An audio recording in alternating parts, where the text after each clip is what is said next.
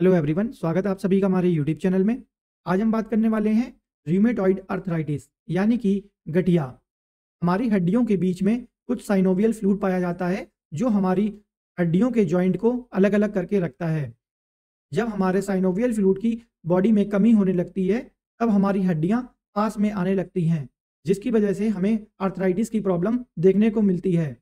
और इसके कई और मुख्य कारण भी हो सकते हैं जिनकी वजह से हमें गठिया की प्रॉब्लम हो जाती है। जैसे कि हमारा कोई एक्सीडेंटल केस है, उसमें हमारी अगर बोन बीच से टूट गई है और अलग अलग हो जाती है, तब भी हमें उस जगह पे अर्थराइटिस की प्रॉब्लम देखने को मिलती है। तो सबसे पहले हम इसके इंट्रोडक्शन पे आ जाते हैं। रूमेटॉइड अर्थराइटिस एक ऑटो इम्यून बीमारी है। इसमें रोग प्रतिरोधक क्षमता अपने ही शरीर की स्वस्थ कोशिकाओं को नुकसान पहुंचाने लगती है। इससे शरीर के जोड़ों पर बुरा प्रभाव पड़ता है और जोड़ों की परतें खराब होने लगती हैं। इस बीमारी में जोड़ों से सूजन, लालिमा, दर्द और जकड़न जैसी समस्याएं हो जाती हैं। उपचार के लिए एक disease modified anti rheumatic drug, जिसको हम लोग DMARD दी जाती है। इसके अलावा non steroid anti inflammatory drug या लो डोज कॉर्टिकोस्टीरॉयड का उपयोग DMARD के साथ किया जाता है। अब आपको राइट साइड में एक इमेज दिखाई दे रहा होगा। इसमें आपको कुछ स्टेजेस बताई गई हैं। स्टेज 1 में नॉर्मल आपको बोन दिखाई गई है। उसके बाद में हमारी सेकंड स्टेज में हमारा साइनोवियल फ्लूइड जो है वो कम हो जाता है और हमारा जो बोन पे जो हमारे टिश्यूज होते हैं वो हमारे डैमेज होने लगते हैं। और थर्ड स्टेज में हमारा साइनोवियल फ्लूइड जो होता है वो बिल्कुल खत्म हो जाता है और हमारे जो टिश्यू होते हैं हमारी बोन्स के ऊपर वो हमारे डैमेज और बढ़ जाता है। फोर्थ स्टेज में हमारी बोन्स जो होती हैं वो आपस में बहुत ही नज़दीक आ जाती हैं और हमारा जो टिश्यूज होते हैं वो सारे डैमेज हो जाते हैं। एंड फिफ्थ स्टेज में हमारी बोन्स आपस में लड़ जाती हैं और हमारा वहाँ से टिश्यूज जो होते हैं वो वहाँ से ख़त्म हो जाते हैं। तो अब हम बात करते हैं अपने नेक्स्ट पॉइंट की। फर्स्ट आता है हमारा rheumatoid arthritis is a long term auto immune disorder that primarily affect joints. It's typically result in warm, swollen and painful joints. It is a chronic inflammatory disorder that can affect more than just your joints. यानी कि जो रीमेटॉइड arthritis होता है वो एक long term process होता है जिसकी वजह से वो हमारे इम्यूनिटी का पावर जो होता है वो डिक्रीज कर जाता है, जिसकी वजह से हमें आर्थराइटिस की प्रॉब्लम देखने को मिलती है। और हमें अपने जॉइंट वाली जगह पे हमको सॉइलिंग देखने को मिलती है। जहाँ पर हमारे जॉइंट्स होते हैं वहाँ पर हमारी बोन्स जो होती हैं वो थोड़े एरिया गर्म होता है और वहाँ पे हमको सॉइलिंग देखने को मिलती है और हमें वहाँ पर पेन महसूस होता है। नेक्स्ट पॉइंट है हमारा in some peoples condition can damage a wide variety of body systems including the skin, eyes, lungs, heart and blood vessels. ये जितने भी हमारे बॉडी ऑर्गन्स होते हैं अर्थराइटिस की डिजीज में सारे अफेक्टेड होते हैं। नेक्स्ट पॉइंट है हमारा an auto immune disorder rheumatoid arthritis occur when your immune system mistakenly attacks your own body's tissue, damage the tissue, and after then makes inflammation of that tissue. When inflammations occur around joints, condition becomes painful. यानी कि हमारी bones के ऊपर जो हमारे tissue होते हैं वो टिश्यू धीमे धीमे डैमेज होने लगते हैं, जिनकी वजह से हमारी बोन्स होती हैं वो कमजोर पड़ने लगती हैं। और जब हमारे दोनों जॉइंट्स पे टिश्यू की कमी हो जाती है तो हमारी दोनों बोन्स आपस में मिल जाती हैं, इसकी वजह से हमें वहाँ पर सॉइलिंग देखने को मिलती है। अब हम बात करते हैं कॉजेस की। तो फर्स्ट पॉइंट है हमारा जेनेटिक ससेप्टिबिलिटी, यानी कि ये हमारे माता पिता के द्वारा भी हमको अर्थराइटिस की प्रॉब्लम देखने को मिल सकती है।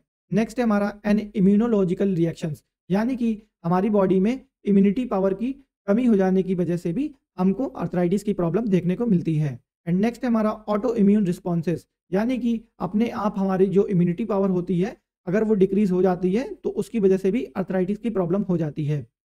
एंड नेक्स्ट है हमारा an inflammatory reactions in a joint and tendon sheath, यानी कि हमारे जॉइंट्स में वहाँ पर सॉइलिंग देखने को मिलती है। एंड टेंडन शीथ जो होती है वो हमारे जॉइंट्स के बगल में होती है, जो जिसकी वजह से हमें टेंडन्स पे भी सॉइलिंग देखने को मिलती है।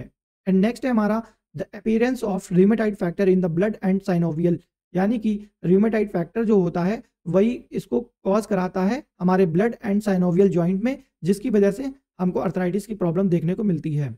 नेक्स्ट है हमारा परपिचुएशन ऑफ द इन्फ्लामेटरी प्रोसेस, यानी कि हमारा जो इन्फ्लामेटरी का प्रोसेस होता है उसमें कितने नंबर ऑफ फैक्टर्स हैं जिसकी वजह से हमको इन्फ्लामेशन देखने को मिल रहा है। जैसे कि कोई भी हमारा इन्फेक्शन है या हमें कोई और प्रॉब्लम हो रही है तो उसकी वजह से भी हमको इन्फ्लामेशन देखने को मिलता है। नेक्स्ट है हमारा आर्टिकुलर कार्टिलेज डिस्ट्रक्शन, यानी कि हमारे कार्टिलेज पे जो टिश्यू प्रेजेंट होते हैं अगर वो डैमेज हो जाते हैं तो उसकी वजह से भी हमको अर्थराइटिस देखने को मिलता है। अब हम बात करते हैं इसके सिम्टम्स की। तो फर्स्ट है हमारा टेंडर एंड वार्म जॉइंट्स। इसका मतलब होता है कि बहुत सारी कंडीशंस होती हैं जो कि इसमें इंक्लूड रहती हैं, जैसे अर्थराइटिस हो गया या इन्फेक्शन हो गया या कोई भी हमको इंजरी हो जाती है तो उसकी वजह से भी हमको टेंडर एंड वार्म जॉइंट की प्रॉब्लम हो जाती है। एंड नेक्स्ट पॉइंट है हमारा स्वेलन जॉइंट्स, यानी कि हमारे जॉइंट्स में सूजन आ जाना। एंड नेक्स्ट पॉइंट है हमारा फैटिग। फैटिग का मतलब होता है हमें अर्थराइटिस के केस में कमजोरी भी महसूस होती है और हमको फीवर भी देखने को मिलता है। एंड नेक्स्ट पॉइंट है हमारा लॉस ऑफ एपेटाइट, यानी कि भूख में कमी। नेक्स्ट पॉइंट है हमारा जॉइंट स्टिफनेस इन मॉर्निंग, यानी कि सुबह के टाइम पे जब भी हम कोई मोशन करते हैं यानी कि चलते फिरते भी हैं तो हमको अपने जॉइंट्स पे पेन देखने को मिलता है। अब आपको इस डायग्राम से सारी चीज़ें क्लियर हो जाएंगी। आपको दो जॉइंट्स दिखाए गए हैं, एक है हमारा हेल्दी जॉइंट और दूसरा है हमारा रीमेटॉइड अर्थराइटिस वाला जॉइंट। अब हम बात करते हैं सबसे पहले हेल्दी जॉइंट की। तो आपको बोन के ऊपर आपको एक वाइट लेयर देखने को मिल रही होगी, ये हमारी है कार्टिलेज और इस पे ही हमारे टिश्यू प्रेजेंट होते हैं जो हमारी दोनों बोन्स को अलग अलग करके रखते हैं। अब हम बात करते हैं रीमेटॉइड अर्थराइटिस की। तो आप देख पा रहे होंगे जो हमारी बोन है वहाँ पर हमारा बोन इरोजन हुआ है, जिसकी वजह से हमारी बोन जो है वो फैल चुकी है और वहाँ पे जो टिश्यू होते हैं वो डैमेज हो जाते हैं, जिनकी वजह से बोन फैल जाती है। एंड नेक्स्ट है हमारा सॉइलन इन्फ्लामेटेड साइनोवियल मेम्ब्रेन। जो हमारी साइनोवियल मेम्ब्रेन होती है वहाँ पर आपको सॉइलिंग देखने को मिल रही होगी, जो आपको रेड कलर का दिख रहा है यही हमारी साइनोवियल मेम्ब्रेन है, जिसकी वजह से हमको इन्फ्लामेशन या सॉइलिंग देखने को मिलती है। अब आप व्हाइट लेयर देख पा रहे होंगे जो कि हमारी कार्टिलेज है, जो कि हमारी बहुत ज़्यादा डैमेज हो रखी है। जब हमारी कार्टिलेज डैमेज हो जाती है तब हमें आर्थराइटिस की प्रॉब्लम देखने को मिलती है। एंड नेक्स्ट है हमारा रिड्यूस्ड जॉइंट स्पेस, यानी कि दो बोन्स को आपस में मिलाने वाला जो जॉइंट होता है वो धीमे धीमे रिड्यूस हो गया है। और पहले वाले में आप देख पा रहे होंगे कि वो वहाँ पर हमारा कितना ज़्यादा गैप है, जिसकी वजह से हमारी बोन्स दोनों अलग है। लेकिन यहाँ पे आप देख पा रहे होंगे हमारी बोन्स भी बड़ी हो गई हैं और हमारा स्पेस जो था वो भी डिक्रीज कर गया है, जिसकी वजह से हमको रीमेटाइड की प्रॉब्लम देखने को मिलती है। अब हम बात करते हैं इसके डायग्नोसिस की। तो फर्स्ट पॉइंट है हमारा primary diagnosis based on sign and symptoms, यानी कि प्राइमरी डायग्नोसिस जो होता है वो हमारे साइन एंड सिम्टम्स पे बेस्ड होता है। एंड फर्स्ट पॉइंट आता है इसके अंदर x-ray. X-ray is perform for further detail of diagnosis. हम एक्सरे के द्वारा इसको पूरा डिटेल में डायग्नोसिस कर लेते हैं कि हमारा किस जगह पे हमको अर्थराइटिस की प्रॉब्लम देखने को मिल रही है। नेक्स्ट पॉइंट है हमारा compare to a normal in a rheumatoid arthritis we can find bone erosion and displacement, यानी कि हमारी दो बोन्स की डिस्प्लेसमेंट कितनी है और हमारे जो बोन्स के ऊपर हमारे जो टिश्यू होते हैं उनके मतलब कि डैमेज होने की वजह से भी हमको बोन इरोजन की प्रॉब्लम होती है। और डिस्प्लेसमेंट का मतलब है हमारी दो हड्डियों को अगर बीच में ब्रेक डाउन हुआ है तो उसको हम लोग डिस्प्लेसमेंट कह सकते हैं, या हमारी जो दूरी होती है उसको हम लोग डिस्प्लेसमेंट बोल सकते हैं। ये हमारी दोनों बोन्स की दूरी कितनी है, तो ये हमारे जो नॉर्मल से हम लोग इसको कंपेयर करते हैं। एंड नेक्स्ट पॉइंट है हमारा FBC। FBC का फुल फॉर्म होता है full blood count. Next point है हमारा नॉर्मोसाइटिक हाइपोक्रोमिक एनीमिया। इसका मतलब होता है due to abnormal erythropoiesis from chronic inflammation, यानी कि जब हमारी इरिथ्रोसाइट का shape and size different type का हो जाता है तब हमें अर्थराइटिस की प्रॉब्लम देखने को मिलती है। जैसे कि हमारी जो इरिथ्रोसाइट्स होती हैं, यानी कि हमारी रेड ब्लड सेल्स जो होती हैं वो हमारी ओवल शेप की होती हैं। अगर उनके शेप एंड साइज में कोई भी चेंजमेंट आता है तो उसकी वजह से भी अर्थराइटिस की प्रॉब्लम होती है। नेक्स्ट है हमारा WBC इंक्रीज कर जाने की वजह से भी हमको अर्थराइटिस की प्रॉब्लम देखने को मिलती है। एंड नेक्स्ट है हमारा इन्फ्लामेटरी मार्कर्स, यानी कि ESR और CRP एलिवेटेड, यानी कि इरिथ्रोसाइट का फुल फॉर्म होता है इरिथ्रोसाइट सेडिमेंटेशन रेट एंड हमारा CRP का फुल फॉर्म होता है C रिएक्टिव प्रोटीन। अगर ये दोनों हमारी बॉडी में बढ़ जाती हैं तो हमको अर्थराइटिस की प्रॉब्लम देखने को मिलती है। एंड नेक्स्ट पॉइंट हमारा it is use N indicate of disease progression monitoring treatment and responses. And next point हमारा रीमेटाइड फैक्टर। तो हमारा इसमें anti-IgG ऑटो AB 80% होता है, will have it and anticyclic citrullinated peptide CCP, यानी कि ये दोनों हमारे जो होते हैं वो एंटीबॉडीज होती हैं जो कि हमारी बॉडी में 80% हो जाती हैं। जिस आपको एक डायग्राम दिख रहा होगा, इस डायग्राम में आपको सारी स्टेजेस के बारे में बताया गया है। अब हम बात करते हैं हेल्दी जॉइंट की। तो यहाँ पर आपको कोई भी इन्फ्लामेशन देखने को नहीं मिल रहा होगा और ये हमारी एक स्ट्रॉन्ग बोन होती है और यहाँ पे हमारा पूरा का पूरा कार्टिलेज बिल्कुल सही है। एंड अब हम बात करते हैं the first stage.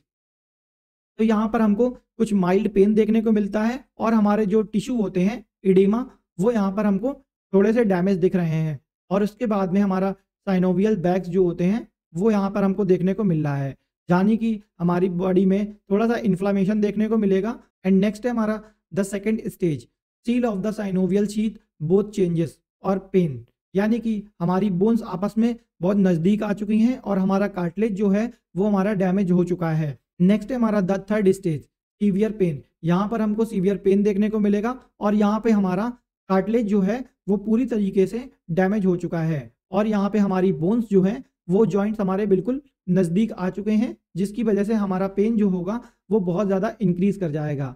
And last stage है हमारी the fourth stage, loss of mobility, और हमारा बोन का फ्यूज़न हो जाएगा, यानी कि हमारी बोन्स आपस में चिपक जाएंगी और उसके बाद में हमें डिसेबिलिटी की प्रॉब्लम देखने को मिलेगी। अब हम बात करते हैं ट्रीटमेंट एंड मेडिसिन ऑप्शन की। तो फर्स्ट आती है हमारी analgesics and anti inflammatory drugs, ऐसी ड्रग्स जो हमारे दर्द को रिड्यूस करती हैं और हमारे स्वेलिंग को रिड्यूस करती हैं। पहला है हमारा डाइक्लोफेनेक, जो कि हमारा 50 mg का आता है और इसको हमें TDS लेना होता है। एंड नेक्स्ट है हमारा एसिक्लोफेनेक, जो कि हमारा 100 mg का होता है और इसे हमें BD लेना होता है।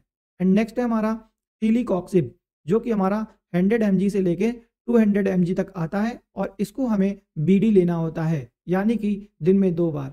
एंड नेक्स्ट है हमारा इटोरीकॉक्सिब, जो कि हमारा 60 mg से लेके 120 mg तक आता है और इसे हमें दिन में 1 बार लेना होता है। एंड नेक्स्ट है हमारा ईटोडोलेक, जो कि हमारा 200 mg से लेके 400 mg तक आता है, इसको हमें BD और TDS दोनों ले सकते हैं। नेक्स्ट है हमारा पैरासीटामोल, जो कि हमें 0.5 ग्राम से लेके 1 ग्राम तक हमको TDS देना होता है जब हमारा इन्फेंट, यानी कि जो हमारे बच्चे बहुत ज़्यादा छोटे होते हैं, मतलब कि इन्फेंट या न्यू बॉर्न बेबीज़ जो होते हैं, उनको हम लोग 50 mg तक देते हैं और जो हमारे चिल्ड्रंस 15 साल के होते हैं उनका हम लोग किलोग्राम में, मतलब कि पहले उनका वजन नापते हैं, फिर उसके बाद में उतना ही mg उनको दे दिया जाता है। नेक्स्ट है हमारा कीटोलोरेक, जो कि हमारा 10 mg से लेके 20 mg तक आता है और इसको हमें हर 6 घंटे में लेना होता है और 15 से 30 mg हमें IM और IV 6 आवर के बाद लेना होता है। मैक्सिमम हम लोग इसमें 90 mg पर डे ले सकते हैं। एंड नेक्स्ट है हमारा पिरोक्सीकेम, जो कि हमारा 20 mg का होता है और इसको हमें दिन में 2 बार लेना होता है। अब हम बात करते हैं disease modifying anti rheumatic drugs. तो पहला है हमारा इसके अंदर मेडिसिन सल्फेसलाजीन, जो कि हमारा 1 ग्राम से लेके 3 ग्राम तक आता है। नेक्स्ट है हमारा मीथोट्रेक्सिड, जो कि हमारा 7.5 mg से लेके 15 mg तक आता है और इसको हमें वीकली ओरल लेना पड़ता है। नेक्स्ट है हमारा पेनिसिलियामाइन, जो कि हमारा 125 mg से लेके 250 mg तक आता है और इसे हमें OD लेना होता है। मैक्सिमम हम लोग 250 mg BD ले सकते हैं। एंड नेक्स्ट है हमारा एजाथायोप्रिन, जिसको हम लोग 50 mg से 150 mg तक पर डे ले सकते हैं। नेक्स्ट है हमारा हाइड्रोक्सी क्लोरोक्विन। अब हम बात करते हैं होम्योपैथिक ड्रॉप्स की। तो पहला है हमारा LNA28 रूमेटिज्म ड्रॉप्स 30 ml और इसका डोज होता है हमें आधे कप पानी में 8 से 10 ड्रॉप डाल लेने हैं और हमें दिन में 3 बार इसको लेना पड़ता है खाना खाने के बाद। तो ये सारी मेडिसिन होती हैं जो कि हमारे अर्थराइटिस में हेल्प करती हैं। आई थिंक आपको इतनी बात समझ में आ गई होगी। वीडियो इन्फॉर्मेटिव लगी हो तो प्लीज़ वीडियो को लाइक कीजिएगा, सब्सक्राइब कीजिएगा और बेल नोटिफिकेशन को दबाना बिल्कुल भी मत भूलिएगा और कमेंट बॉक्स में ज़रूर बताइएगा कि आपको वीडियो कैसी लगी। Thank you.